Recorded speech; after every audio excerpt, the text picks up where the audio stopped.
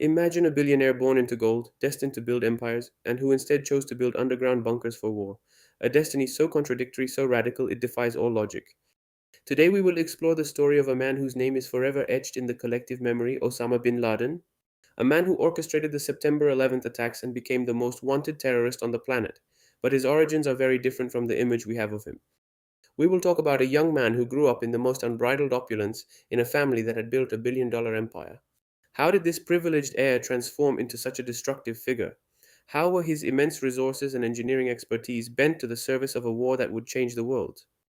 This is a journey into the genesis of an unexpected terror, an investigation into the paradox that marked an era.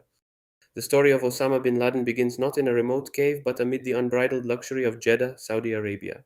He was the 17th of 52 children born to Mohammed bin Laden, a man who started from nothing and built a construction empire so vast that it became a pillar of the Saudi economy. Mohammed, of Yemeni origin, had arrived in Saudi Arabia with little more than the clothes on his back and an unwavering work ethic. He was a visionary entrepreneur, a self made man who understood the immense opportunities offered by the oil boom and the growth of Islam's holy cities. His company, the Saudi bin Laden Group Terenka Arco, was not just any construction firm. It was the company that rebuilt mosques and royal palaces, that paved roads and built bridges across the kingdom.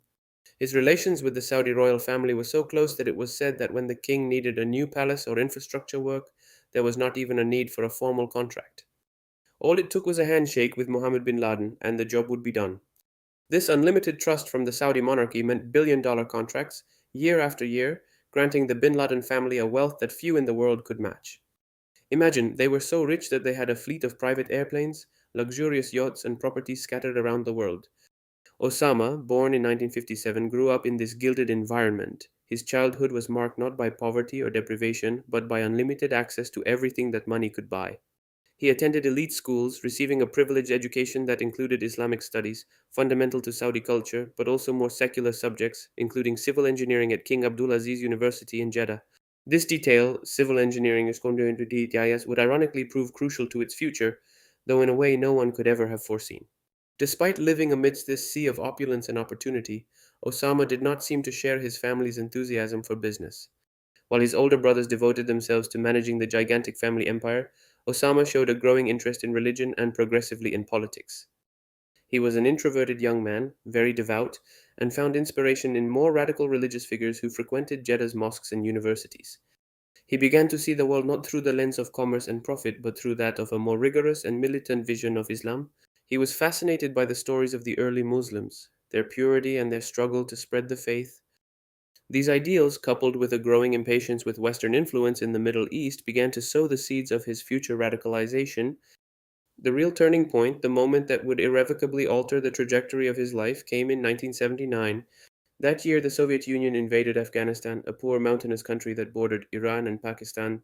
For many Muslims around the world, including many in Saudi Arabia, the communist invasion of a Muslim nation was perceived as an unbearable aggression, a blasphemy. Osama bin Laden was among those who felt an inescapable call. It was a jihad, a holy war, against an atheistic and oppressive invader. This was not just a political or geopolitical issue, it was a matter of faith, a religious obligation. By this time, Osama had already received a significant portion of his inheritance. Although he was not the eldest, his share amounted to tens, perhaps hundreds of millions of dollars. It was a colossal fortune, and instead of using it to expand the family empire or to live a life of pleasure, he decided to use it for the Afghan cause.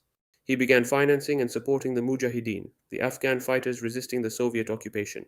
He didn't just send money from afar. He gradually abandoned his comfortable life in Jeddah and moved to Pakistan on the border with Afghanistan and then directly to Afghanistan.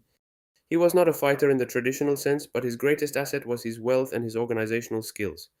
He used his millions to purchase weapons, equipment, food, and medicine for the fighters. He established training camps and recruited volunteers from across the Arab world who joined the cause with the same religious fervor. It was in Afghanistan that his knowledge of civil engineering, learned at university, found a macabre application.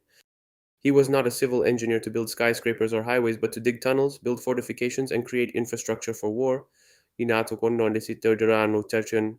Picture the scene. A man born with a golden spoon in his mouth, now overseeing excavations and construction in some of the harshest and most inhospitable terrain in the world. It was a formative experience for him, a testing ground where his theory became practice in the context of guerrilla warfare. The culmination of this engineering application in the service of conflict was the construction of the Tora Bora underground tunnel network. Tora Bora, meaning black dust in Pashto, is an extremely rugged mountainous region located in Nangarhar province in eastern Afghanistan, near the Pakistani border. It is a natural labyrinth of narrow valleys, deep gorges, and rocky peaks that rise thousands of meters. Here, Osama bin Laden and his engineers, many of whom lacked his formal training but possessed extensive practical experience, designed and built an underground fortress. These tunnels weren't just holes in the ground, they were a complex and branching system dug deep into the mountain rock, using techniques ranging from the most rudimentary, with pickaxes and shovels, to the most advanced with the use of explosives and heavy machinery, all financed, of course, from Osama's personal fortune. Think about it. A billionaire who, instead of investing in luxury real estate, buys dynamite and jackhammers to build an underground military base. The network included not only shelters for fighters, but also weapons and ammunition depots, living quarters, field hospitals, kitchens, and even a rudimentary water and sewer system. There were secret passages and hidden observation points, all designed to maximize defense and the ability to withstand long sieges. The terrain itself was their ally, with tunnel entrances often camouflaged by rocks and vegetation, almost invisible to anyone who didn't know their exact location. The conditions for the excavators were hellish: unbearable heat in summer, polar cold in winter, risk of collapse, lack of oxygen. But determination, fueled by a deep religious conviction and hatred for the invader, overcame every obstacle. This project was not only a demonstration of bin Laden's engineering skills, but also a symbol of his growing determination and ability to wage asymmetric warfare. Tora Bora became his lair, his headquarters, a place where he could operate in the shadows, planning and directing his operations. It was here, and at other similar bases, that Osama bin Laden completed his transformation. He was no longer the young Saudi billionaire, the heir to a construction empire.